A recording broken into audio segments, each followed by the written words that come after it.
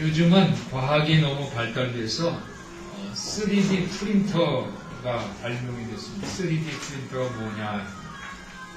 이 프린터는 잉크 대신 금속, 고무, 플라스틱 같은 원재료가 프린터에 들어있습니다. 그래서 설계 데이터를 이제 프린터에 전송하면 설계도에 맞게 이 재료들을 층층이 쌓으면서 실제 물질이 입체감 있게 복사가 돼서 나오는 것을 봤어요.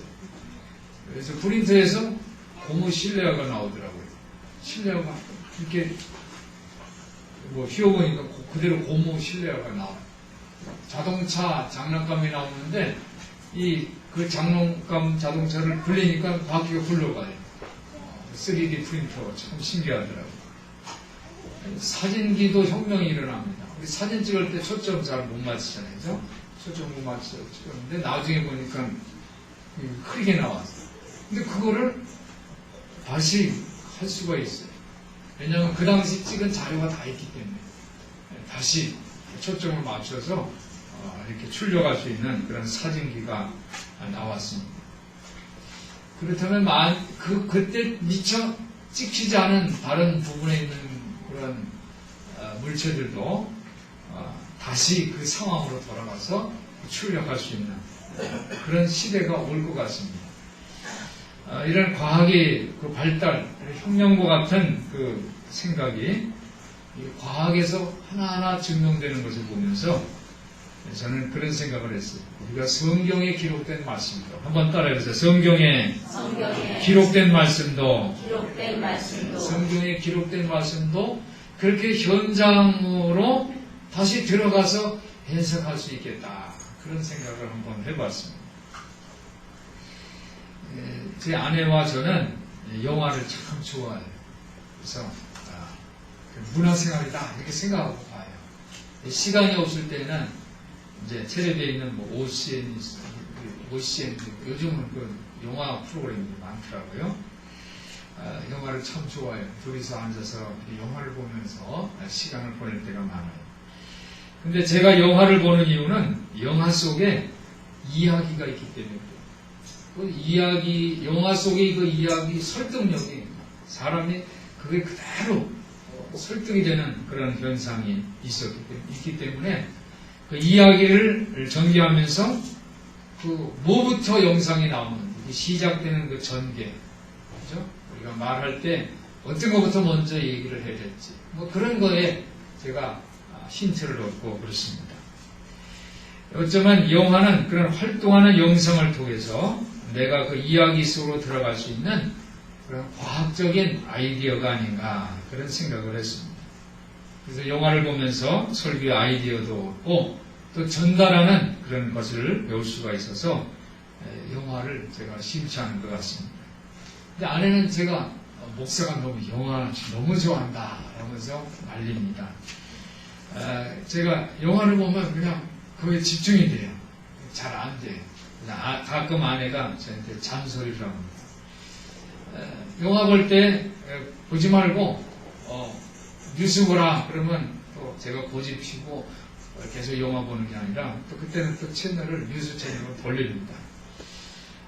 지난번에 그 타이탄이라는 영화를 봤어요.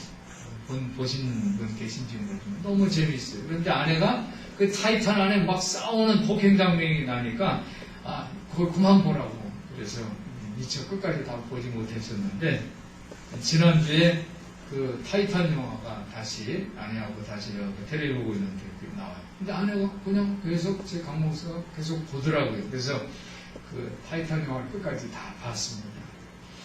이 타이탄은 고대 그리스 시대의 신화 내용입니다.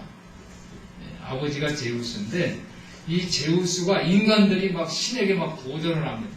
그러니까 인간을 벌하기 위해서 인간 그 왕의 아내를 제우스가 범해요. 그래서 아기가 태어납니다.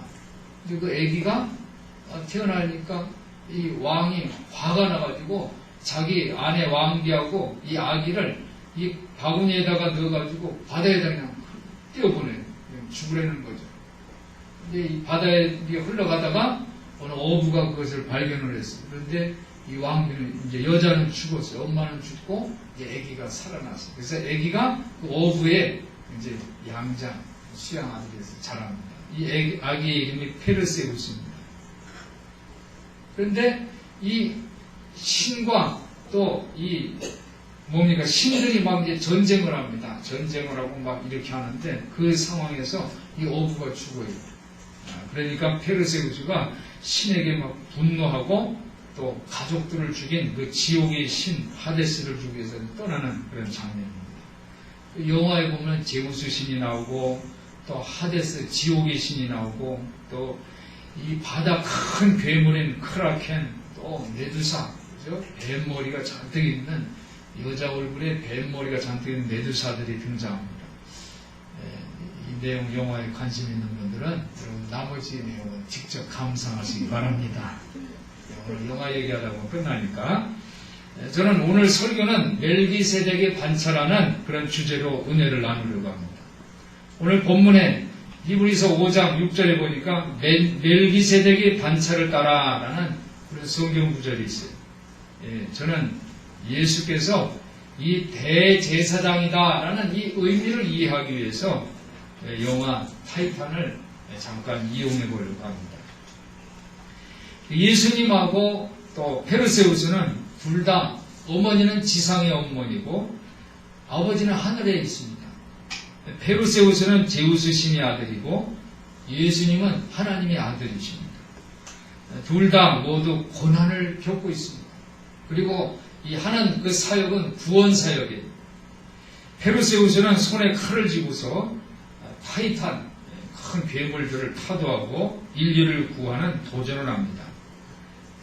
고대 시대의 이 신화적인 페르세우스 이야기를 들으며 자란 이 고대 지중해 지역의 히라빈들은 이 내용을 들었기 때문에 예수의 이야기를 이해하는 것이 어렵지 않았을 것입니다. 아버지는 신이고 어머니는 인간인 이 하늘의 강력한 아버지, 그 아버지에게 불순종하는 인간들, 인류 구원의 사명을 가진 영웅 이야기는 고대 시대의 사람들에게는 아주 친숙한 이야기였던 것입니다. 그렇게 볼 때 예수 그리스도의 복음은 페르세우스 이야기와 어떻게 보면 곡조는 다르지만 비슷한 노래같이 보입니다. 페르세우스는 칼을 가지고 그리고 구원의 길을 갑니다. 그러나 예수님은 희생으로 인류를 구원합니다. 오늘 예수의 사역만이 영원한 구원인 것을 믿으시기를 바랍니다. 오늘 히브리서는 우리에게 상기시킵니다. 오늘 본문 이전에 5절 히브리서 5장 6절부터 우리가 읽었는데 5절에 보면 그리스도께서는 자신을 높여가지고 대제사장이라는 그 영광을 차지한 것인가 그런 내용이 아니라 천사가 와서 말해줍니다. 천사가 이르시되 너는 내 아들이니 내가 오늘날 너를 낳았다. 그렇게 그 말씀하신 분이 그렇게 하신 것입니다. 그리고 6절에 보니까 너는 멜기세덱의 계통을 따라 임명받은 영원한 대제사장이다. 이렇게 말씀을 하십니다. 한번 따라해 보실까요? 영원한 제사장. 영원한 제사장. 이 영원한 제사장이라는 표현은 성경 창세기에 한 번 나옵니다. 창세기 14장에 보니까 아브라함이 전쟁에서 승리를 거뒀어요. 위대한 승리, 군사적인 승리를 거두고서 전쟁터에서 돌아오는데 그때 아브라함을 맞이한 이 왕이 있습니다. 그 왕이 살렘 왕 멜기세덱입니다. 이 멜기세덱이 이 아브라함을 맞이를 하는데 이 멜기세덱은 왕이면서 가장 높으신 하나님의 제사장이다. 이렇게 성경은 표현하고 있습니다. 멜기세덱이 빵과 포도주를 갖고 아브라함을 맞이하면서 아브라함에게 이렇게 얘기합니다. 천지의 주제, 가장 높으신 하나님, 아브라함에게 복을 주십시오. 이렇게 축복을 합니다. 너희 대적을 내 손에 붙이신 지극히 높은 하나님을 찬송할지어다. 이런 말을 합니다. 그 말을 들은 아브라함은 자기가 전투에서 얻은 것에서 10분의 1을 멜기세덱에게 바칩니다. 이것이 창세기 14장 19절부터 20절까지 그런 내용입니다. 사랑하는 성도 여러분, 우리는 예수님을 왕으로 그리고 제사장으로 생각합니다. 그 성찬식을 할 때 우리가 빵과 포도주를 함께 모시고 먹고 마십니다. 이 빵과 포도주는 예수님이 몸이에요. 이것은 내 몸이니 너희가 받아 먹으라 하면서 빵을 뗄 때에 그렇게 예수님이 말씀하셨어요. 포도주를 나눠주시면서 이것은 내 피니 먹고 마셔라. 그리고 나를 기념하라 말씀하십니다. 멜기세덱이 아브라함에게 준 빵과 포도주처럼 예수께서도 우리에게 빵과 포도주를 주세요. 그래서 신자들은 하나님 앞에 하나님의 사역을 감사하고 그 은혜를 감사하는 마음으로 우리 소득의 10분의 1을 하나님께 드려야 함을 알고 있습니다. 창세기 14장 18절, 19절, 20절 이 세 절이 신약 성서의 중요한 부분이 이 세 절에 담겨 있다는 것이 어쩌면 참 신기합니다. 이 히브리서 오늘 본문을 듣는 이 독자들은 이 내 창세기 내용을 우리보다 더 훨씬 잘 알고 있습니다. 그래서 예수께서 멜기세덱의 계통을 따라서 임명받은 영원한 제사장이다. 이러한 예수의 그 설명에 대해서 깊은 인상을 받았어요. 이 멜기세덱이라는 뜻은 이 합성어인데 메레크라는 그것은 왕입니다. 그리고 세다카는 정이라는 거예요. 그러니까 합쳐서 메레크, 세데크 합치면 정의 왕이라는 뜻이에요. 그러니까 멜기세덱은 정의 왕이라는 뜻이에요. 그래서 살렘 왕, 또 살렘이라는 건 뭐 살렘, 샬롬, 뭐 평화잖아요. 이게 정의 왕이면서 평화의 왕인 거예요. 제사장이고 정의 왕, 평화의 왕은 멜기세덱인 것입니다. 오늘 본문에서 예수님은 이 칼로 세상을 구원하는 페르세우스처럼 아주 신비하고 독특한 존재로 보입니다. 그러나 히브리서 기자는 예수께서 얼마나 예수님이 인간적인 모습인지를 이 성경을 읽는 독자들이 알기를 원하는 거예요. 오늘 7절에 보니까 예수님 모습이 그대로 드러납니다.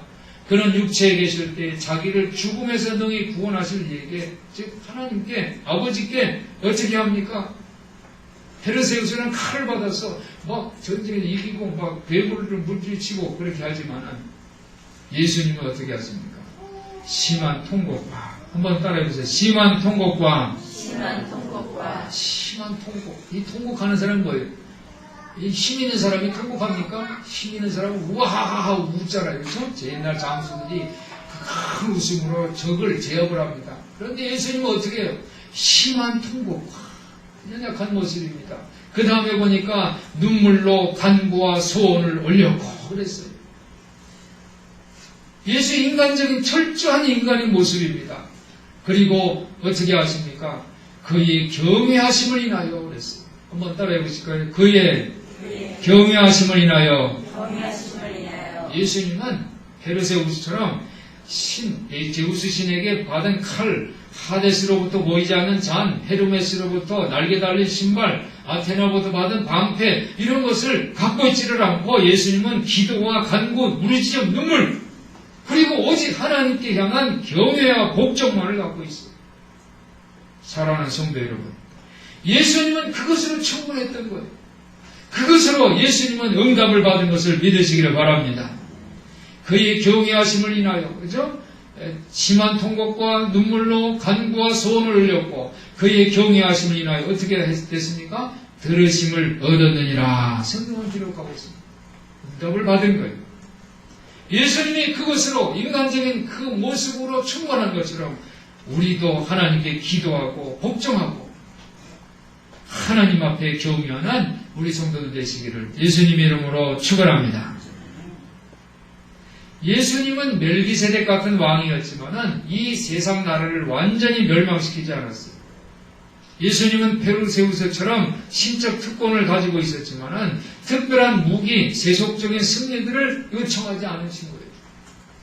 그 대신 예수님은 하나님 앞에 기도했어요. 그리고 하나님께 대한 예수의 경외와 복종 때문에 그 기도는 응답된 것을 믿으시기를 바랍니다. 우리 성도들이 예수님처럼 경외와 복종의 사람 되시기를 예수님의 이름으로 축원합니다. 그럼 우리가 어떻게 하여야지 예수님이 경외와 예수님이 복종의 사람이 될까요? 우리는 나한테 은혜를 준 사람, 그죠? 내가 그 사람한테 은혜를 많이 받았어요. 그러면은 그 사람이 무슨 일이 있을 때 어떻게 합니까? 열일을 제치고 어떻게 해요? 그 사람에게 달려가요. 그 우선순위가 첫 번째가 되는 거예요, 그 사람. 그게 뭐예요? 은혜를 갚는 거예요. 은혜를 갚지 못하면 뭐라고 해요? 배은망덕이라고 하죠. 은혜를 갚는 거예요. 하나님이 우리를 구원해 주셨어요. 그래서 우리도 하나님이 첫째가 되어야 돼요. 하나님이 나의 삶의 첫째가 됐을 때에 그때 우리는 하나님께 경외하고 하나님의 말씀을 복종하게 되는 거예요. 우리 집, 학교, 직장, 공동체 속에서 하나님의 뜻에 복종할 수 있습니다. 하나님께서 우리가 원하시는 대로 우리 가족의 구성원, 학생, 교사, 그리고 사장, 종업원, 그리고 이웃이 될 수가 있는 것입니다. 그 자리에서 하나님을 첫째로 인정하시기를 예수님 이름으로 부탁을 드립니다. 우리가 하나님을 첫째로 여길 때에 경외심이 담긴 복종을 할 수가 있는 거예요. 오늘날 이 시대의 경외심이라는 것은 이 시대의 문화하고는 맞지 않아요. 다 잘났다고 그러잖아요. 그죠? 요즘 뭐 다 잘났지 못난 사람 어디 있어요? 아무리 가난하게 살아도 누가 나 자존심 부자가 와서 막 자존심 건드리면 안 먹어 내가 그렇죠? 안 먹는다고 그러잖아요. 기분 나쁘다고 그러잖아요. 누구한테 뭐 누구를 경외하고 누구를 존중하는 이런 시대. 지금은 이 문화가 좀 다르지만은 하나님을 첫째로 여기고 복종할 때에 전능하신 하나님께서 우리 기도를 들어주시고 우리를 도우시는 열쇠가 되는 것을 믿으시기를 바랍니다. 사랑하는 성도 여러분, 하나님을 첫째로 여기고 경외심과 복종을 가졌어요. 우리는 그렇게 해야 돼요. 오늘 본문의 8절 9절을 보니까 예수님이 그가 아들이시더라도 그랬잖아요. 아들이시더라. 예수님이 독생자예요. 이 아들이 그 신분을 갖고 있어요. 아들이시더라도 받으신 고난으로 순종함을 배웠다고 했어요. 고난을 통해서 순종을 배웠어요. 그런 다음에 어떻게 됩니까? 온전하게 되었다고 했어요. 9절에 보면. 그것을 통해서 온전하게 됐어요. 그리고 자기를 순종하는 모든 자에게 영원한 구원의 근원이 되셨다고 성경은 분명하게 기록하고 있습니다. 사랑하는 성도 여러분, 우리에게는 불순종하려는 그런 경향이 있어요. 고난받을 기회를 나 힘든 거 싫어. 피하려는 그런 경향이 있어요. 그러나 복종을 실천하고 고난을 받는 그 경험에는 우리 신자들의 삶, 그리고 믿음을 성숙시키는 아주 소중한 가치가 있는 것을 기억하시기를 바랍니다. 9절에 보니까 온전하게 되었다고 해서 온전하고 모든 자에게 영원한 구원이 근원이 되었다고 했어요. 영원한 구원이라는 것은 고대 히라빈들에게 이 히브리서를 처음에 읽은 들은 그 고대 히라빈들에게는 영원한 구원이라는 이 말이 그건 마음속에 그려본 적도 없는 내용이었어요. 어떻게 영원한 구원을 받을까? 이 말씀은 저들에게 마음을 너무너무 은혜 받게 했어요. 오늘 여러분들이 마음에도 이 영원한 구원이라는 말씀이, 약속이, 하나님의 언약이 새겨지시기를 예수님 이름으로 축원합니다. 고대 시대의 유명한 철학자인 아리스토텔레스는 훌륭한 삶이라는 것은 명상하는 거다 그랬어요. 명상. 혼자서 명상하는 거. 이성을 훈련하는 거다. 지식을 습득하는 그 삶에 바쳐진 삶이 바로 훌륭한 삶이다 그랬어요. 그의 제자 플라톤도 훌륭한 삶은 뭐냐? 질서와 균형이다. 조화로운 삶이다. 이렇게 얘기를 했어요. 그런데 오늘 예수님은 하나님께 순종하는 모든 사람에게 영원한 구원을 준다고 했어요. 이 말씀이 히라빈들에게는 정말 새로운, 마음속에 그려본 적도 없는 그러한 구원의 말씀이 된 거예요. 할렐루야. 우리 성도들이 순종과 복종을 통해서 영원한 구원의 삶을 누리시기를 예수님의 이름으로 축원합니다. 사랑하는 성도 여러분, 우리가 예배를 드리는 예수 그리스도는 신화가 아니에요. 메시아고 구세주이십니다. 예수님은 영화에서가 아니라 성경에서 발견돼요. 한번 질문을 드릴게요. 여러분이 한번 그 마음속으로 대답하시기 바랍니다. 예수 그리스도는 여러분의 주님이며 구세주이십니까? 마음으로, 진정한 마음으로 대답해 주시기를 바랍니다. 예수님은 나의 진정한 구세주입니다. 나의 주님이십니다라고 고백하는 여러분들 되시기를 주님의 이름으로 축복합니다. 예수님 오늘 여러분이 믿음, 신뢰, 하나님에 대한 그 경외의 복종으로 여러분 우리를 불러주세요. 그렇게 할 때 우리를 변화시켜 주실 것을 약속하십니다. 페르세우스 같은 그 패턴은 자기 영광, 자기 노력, 자기 달성 그런 거예요. 그래서 궁극적으로는 자멸하는 거예요. 멸망하는 거예요. 그렇지만 예수님께서 인간이 되셔서 순종과 복종의 길을 가셨다는 것은 그 의미가 엄청나게 중요한 대목이에요. 인간에게는 희망이 되는 말씀입니다. 오직 예수 그리스도만이 여러분을, 저를 세상에서 구원할 수 있는 것을 믿으시기를 바랍니다. 우리 성도들이 믿음, 신뢰, 하나님께 대한 경외와 복종의 사람 되시기를 예수님 이름으로 축원합니다. 사랑하는 성도 여러분, 인생을 살다 보면 어려운 일을 겪기 마련입니다. 그래서 하나님과 동행하는 삶에도 시련이 있어요. 그렇지만 눈앞의 상황을 보지 말고 하나님의 선하심을 기억하시기를 바랍니다. 하나님이 신실하심은 현재 진행형이에요. 미래형이에요. 지금까지 하나님이 우리를 함께 하셨어요. 그래서 이 성경은 살아 움직이는 힘이에요. 믿음을 얻을 수 있는 것은, 구원을 얻을 수 있는 것은 하나님의 말씀이에요. 우리에게는 실제적인 문제들이 참 많아요. 여러분의 개인의 소망도 있습니다. 깨진 관계, 재정 문제, 질병, 인생 구석구석 문제들이 산적해 있어요. 그래서 우리는 기도해야 돼요. 이 기도 응답이라는 것은 소통입니다. 소통. 하나님과 소통하는 것이 기도 응답이에요. 한번 따라해보세요. 기도 응답은 하나님과 소통입니다. 재밌는 얘기 하나 할게요. 어느 가족이 여름에 여행을 가면서 수박 5개를 갖고 갔어요. 근데 가면서 반을 먹고 오면서 반을 먹었대요. 몇 개 남았어요. 한번 여러분들 남은 수박이 몇 개예요? 가면서 반 먹고 오면서 반 먹었어요. 몇 개 남았어요? 네? 네? 네, 다 반 2개 먹고 오면서 2개 먹었으니까 하나도 안 남았어요. 다른 의견이 있어요? 가면서 반 먹었어요. 가면서 반 먹었으면 2개 먹고 오면서 또 반 먹었으면 그 2개를 반 먹을 수도 있지만 2개 중에 하나 먹으면 몇 개 남아요? 오면서 2덩어리 중에서 반 먹으면 하나 남을 수도 있잖아요. 그죠? 그러니까 다 먹을 수도 있고 또 하나가 남을 수도 있어요. 또 다른 의견이 있는 거예요.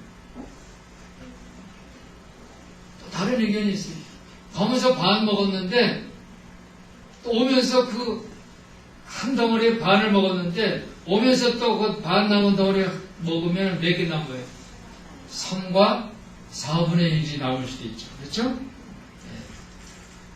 또 그러니까 답이 여러 가지예요. 반이라는 의미를 전체의 반으로 처음 생각했던 반으로 할 수도 있고 남은 거에서 반일 수도 있고 또 한 덩어리에서 반 쪽에 꽂힐 수도 있고 어떤 사람은 수박이 하나도 안 남았다. 어떤 사람은 1개 남았다. 어떤 사람은 3개 남았다.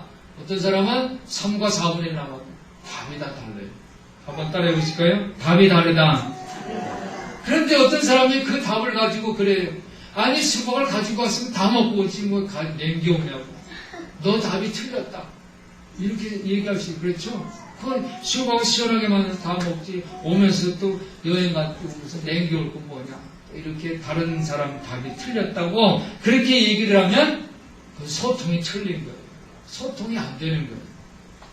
우리에게는 다양한 답이 있는 기도 응답이 있을 수가 있습니다.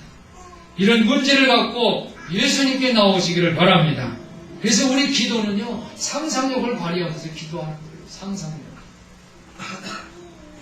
성경에 기록된 절호의 기회는 위기 속에서 탄생했습니다. 우리가 큰 적을 만나지 않고는 하나님이 주시는 승리를 경험할 수가 없어요. 뜻대로 풀리지 않는다고 믿음을 타협하거나 버리지 마시기를 바랍니다. 역경을 통해서 기회를 경험하고 스스로 기적이 되시기를 축원합니다. 성경에 보면은 태양기도라는 게 있어요. 태양기도. 여호수아는 태양기도를 했어요. 아모리 족속과 전쟁을 하는 동안 하나님께서는 너 여호수아의 네 믿음을 의지하라 하는 것이 아니라 하나님의 신실하심을 의지하라고 약속하셨어요. 여호수아는 한낮에 뜨거운 태양을 봅니다. 뜨거운 태양을 보면서 너무 힘들잖아요, 태양이. 그런데 태양을 보면서 이 모세가 홍해를 갈랐던 그 하나님의 기적을 생각해냈습니다. 그러면서 기도를 합니다. 여호수아가 기도를 해요. 태양이 멈추게 해주세요. 태양이 멈추게 해주세요. 지금 시간이 없어요. 이 시간이 충분하면 지금 이 전쟁에서 이길 수 있는데 이 태양이 계속 지나가면 밤이 되니까 우리 이길 수 없어요. 그러니까 태양이 멈추게 해주세요.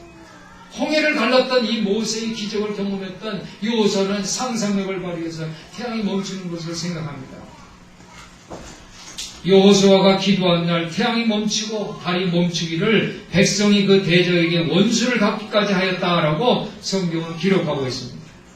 여호와께서 사람의 목소리를 들으신 이 같은 날은 전에도 없었고 후에도 없었나니 이는 여호와께서 이스라엘을 위하여 싸우셨음이니라. 여호수아서 10장 13절 14절 말씀입니다. 사랑하는 성도 여러분, 여러분의 꿈이 현실로 나타나기까지 기도하시기를 바랍니다. 거목은요, 큰 나무는 옛날에는 아주 작은 씨앗에 불과했어요. 이 작은 씨앗이 뿌리를 내리고 싹이 나고 큰 나무가 된 거예요. 우리 연약함, 하나님께 대한 신뢰, 순종, 복종은 어떻게 보면 작은 씨앗이 그렇지만 큰 나무를 향한 하나님과의 동행의 길인 것을 믿으시기를 바랍니다. 오늘 멜기세덱의 반차이신 대제사장 예수 그리스도의 길, 그 길이 어떤 길입니까? 그것은 신뢰와 순종, 복종의 길이에요. 그것은 인간적인 연약함의 모습, 심한 통곡과 눈물과 간구와 소원, 그 길이었어요. 그렇지만 그 길이 구원의 길이었습니다. 사랑하는 성도 여러분, 예수의 길, 구원의 길을 당당하게 걸어가시는 복된 성도들 되시기를 예수님의 이름으로 축원합니다. 그래서 여러분의 삶 속에서 큰 나무를 세워나가는 복된 성도들 되시기를 주님의 이름으로 축원합니다. 기도하겠습니다. 사랑이 많으신 하나님 아버지, 우리 성도들도 멜기세덱의 반차이신 예수의 길, 순종과 복종의 길, 눈물과 간구와 소원의 길을 통해서 구원의 길을 갈 수 있도록 도와주시옵소서. 우리 주 예수 그리스도 이름으로 기도하옵나이다. 아멘.